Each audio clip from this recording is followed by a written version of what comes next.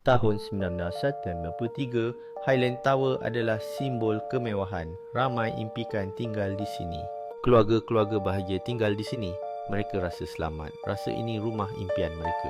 11 Disember 1963, hujan lebat turun tanpa henti. Langit gelap macam ada sesuatu yang tak kena. Tanah runtuh dari bukit belakang. Bertonton lumpur dan batu mula bergerak perlahan ke arah bangunan. Dalam masa sejam, Blok 1 mula condong. Penduduk dengar bunyi retak yang menakutkan. Mereka cuba lari.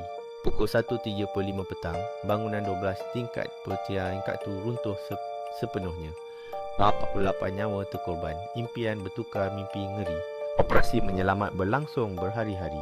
Keluarga menangis tunggu berita. Ramai yang tak jumpa lagi.